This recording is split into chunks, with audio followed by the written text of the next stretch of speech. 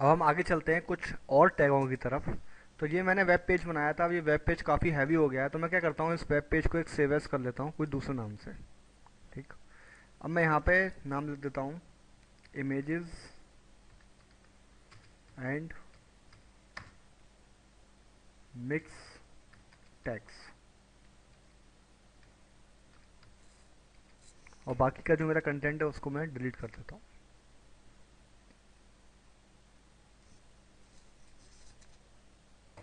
एक पैराग्राफ रहने देता हूँ, इसको सेलेक्ट करके और सब डिलीट मार देता हूँ। अब मैं इस वेब पेज को खोल के देख लेता हूँ ब्राउज़र में।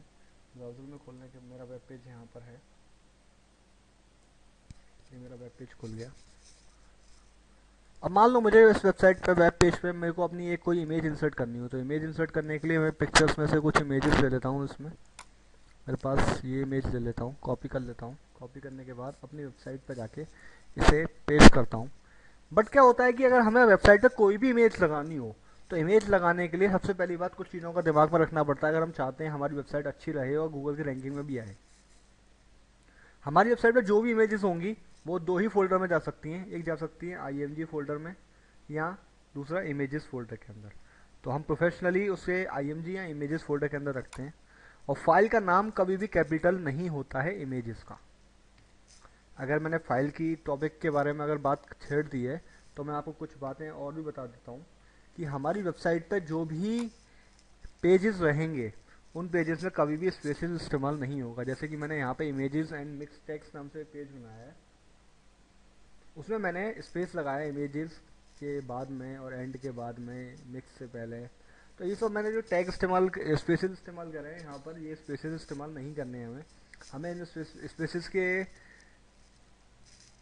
जगह पे हमें इस्तेमाल करना है डैश। और कुछ और फाइल्स के बारे में बता देता हूँ। क्या होता है कि हमारी वेबसाइट पे जो भी वेब पेज होता है, उस वेब पेज में हमारी जो वेबसाइट का जो होम पेज होता है, जैसे हम मेन पेज कहते हैं अपनी वेबसाइट, जो हमारी वेबसाइट खुलती है, उसका नाम हर समय हमें रखना है index.html। होम पेज का नाम हर समय index.html रहेगा। अगर वो होम पेज का नाम index.html नहीं रहता है वेबसाइट पर, तो वो वेब पेज नहीं खुलेगा। वेबसाइट की डायरेक्टरी खुल जाएगी वेबसाइट को खोलते समय। और जैसे कि मेरा अबाउट का पेज है, तो मुझे अगर पेज का नाम देना है अबाउट स्पेस us.html, तो मैं इस्तेमाल करूँगा अबाउट डैश us.html। ऐसे ही कहीं भी मुझे अगर स्पेस का इस्तेमाल करना है, तो वहाँ पे मैं डैश इस्तेमाल करूँगा। और जिस चीज़ के बारे में मैं कंटेंट को प्रोवाइड कर रहा हूँ उसी नाम से मैं अपनी फाइल रखूँगा। सर्विसेज में दे रहा हूँ अपनी वेब पेज में, तो मैं पेज का नाम services.html ही रखूँगा। चलो खैर आगे चलते हैं। आप लोग फाइल के बारे में इतना कुछ समझ चुके होंगे। अब मेरा ये वेब पेज था।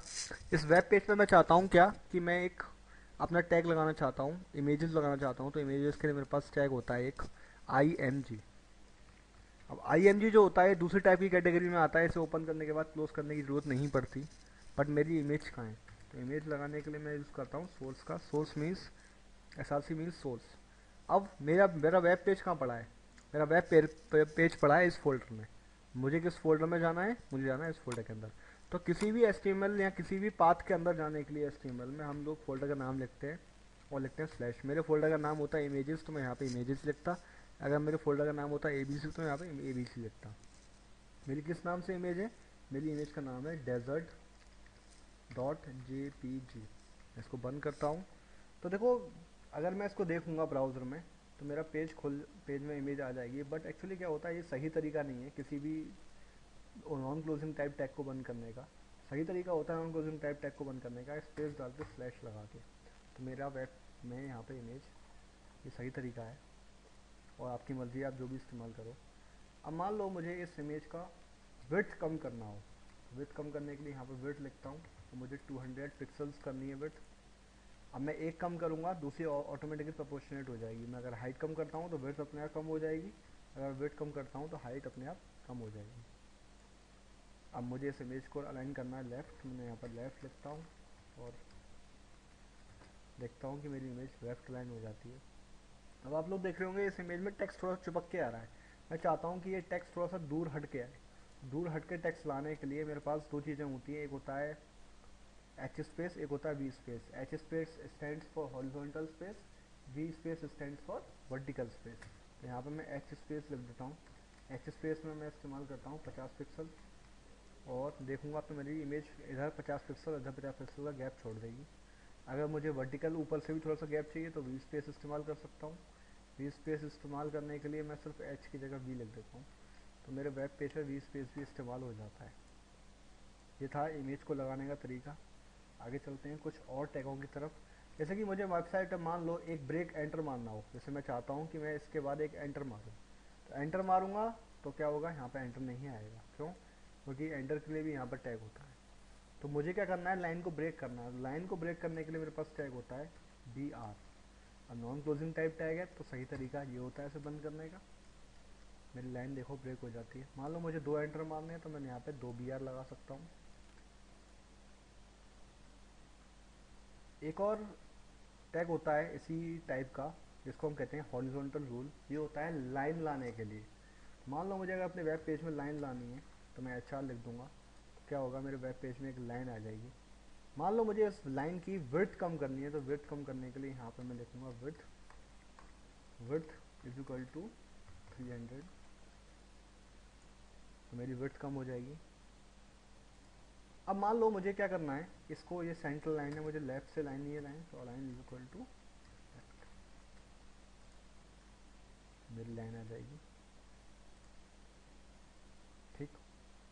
अब देखो दो, एक चीज़ होती है, अगर मान लो मुझे चाहिए यहाँ पर BR लगा के लिखता हूँ, मुझे मान लो x⁻² चाहिए, तो x2 आ गया, मुझे x⁻² चाहिए। तो हमारे पास दो चीज़ें होती हैं, एक होता है सबस्क्रिप्ट, एक होता है सुपरस्क्रिप्ट। सबस्क्रिप्ट का मतलब, जैसे हम लोग H2O लिखना चाहते हैं, तो ये जो 2 हम लोग नीचे आता है, इसे कहते हैं सबस्क्रिप्ट। अब जो x में की पावर में 2 जो ऊपर आता है, ये होता है सुपरस्क्रिप्ट।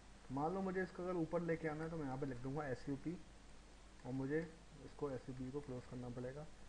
S2 को नीचे लेके आना है, तो यहाँ पे लिखूंगा SUB, और यहाँ पे SUB को मैं क्लोज कर दूंगा। अगर मैं ब्राउज़र में देखूंगा तो मेरा आउटपुट आ जाएगा ये। आगे चलता हूँ। मान लो मुझे अपने वेब पेज में कुछ टेक्स्ट चाहिए, कुछ न्यूज़ की वेबसाइट आपने देखा होगा, चलता हुआ सा कुछ टेक्स्ट होता है, तो मैं उस टेक्स्ट को लगाना चाहता हूँ यहाँ पर, तो मैं टेक्स्ट पेस्ट कर देता हूँ। टेक्स्ट पेस्ट करने के बाद मैं क्या करता हूँ, अगर मुझे स्क्रॉलिंग टाइप का टेक्स्ट चलाना हो, तो मेरे पास एक टैग होता है स्क्रॉलिंग के लिए, मार्क्यू। मार्क्यू को ओपन करता हूँ और मार्क्यू को क्लोज कर देता हूँ।